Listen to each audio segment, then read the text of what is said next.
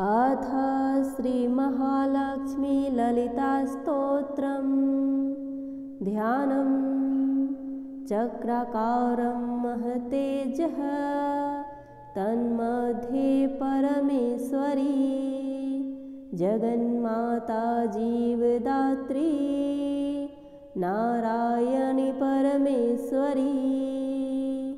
व्यूहतेजोमयी ब्रह्मा नन्दिनी हरिसुन्दरी पाशाङ्कुशेक्षुकोदण्ड पद्ममालालसत्करा दृष्ट्वा तां मुहुर्देवः प्रणेमो विर्गतज्वरः तुष्टुभुः श्रीमहालक्ष्मी ललितां वैष्णवीं पराम्। श्रीदेवावुचुः जय लक्ष्मी जगन्मातः जय लक्ष्मी परात्परे जय कल्याणनिलये जय सर्वकलात्मिके जय ब्राह्मी महालक्ष्मी ब्रह्मात्मिके परात्मिके जय नारायणी शान्ते जय श्री ललिते रमे जय श्री विजये देवी ईश्वरी श्रीदे जय सिद्धिदे नमः सहस्रशीर्षायै सहस्राननलोचने नमः सहस्रहस्ताब्ज पादपङ्कजशोभिते अनूरनूतरे लक्ष्मी महतोऽपि महीयसी अतलं ते स्मृतौ पादौ वितलं जानुनि तव रसातलं कटिस्थे च कुक्षिस्ते पृथिवीमता हृदयं भुवः स्वस्तेस्तु मुखं सत्यं शिरोमतम् दृशश्चन्द्रार्कदहना दिशः कर्णाभुजः सुरः मरुतस्तु तवोच्छवासा वाचस्ते श्रुतयो मतः क्रीडाते लोकरचना सखाते परमेश्वरः आहारस्ते सदानन्दो वासस्ते हृदयो हरेः दृश्यादृश्यस्वरूपाणि रूपाणि भुवनानि ते शिरोरुहाघनास्ते वै तारकः कुसुमानि ते धर्माढ्याः वाहवस्ते च कालाढ्या हेतयस्तवा यमाश्च नियमाश्च करपादनखास्तव स्तनौ स्वाहा स्वधाकारौ सर्वजीवन दुग्धदौ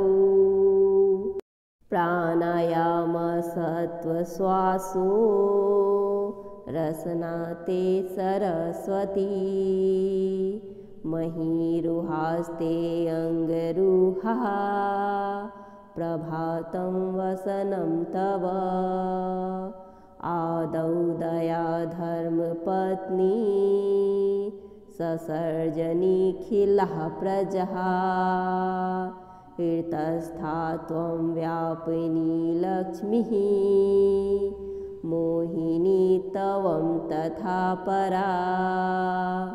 इदानीं दृश्यसे ब्राह्मी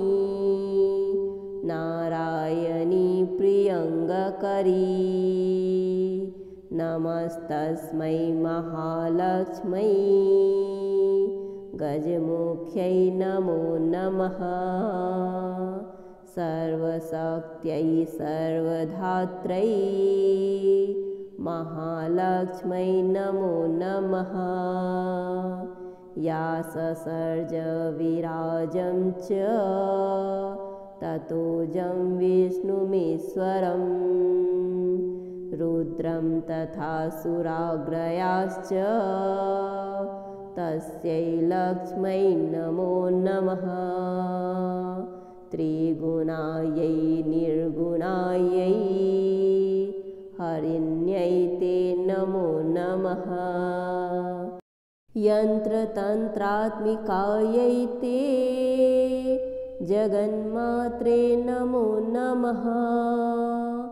वाग्विभूत्यै गुरुतन्वै महालक्ष्मै नमो नमः कम्भरायै सर्वविद्या भरायै ते नमो नमः जया ललिता पाञ्चाली रमातन्वै नमो नमः पद्मावती रमाहंसी सुगुणाज्ञाश्रियै नमः नमस्तुता प्रसन्नैवं छन्दयामास सद्वैरहि फलश्रुतिः तावका मे भविष्यन्ति श्रीयसो धर्मसंवृत्ताः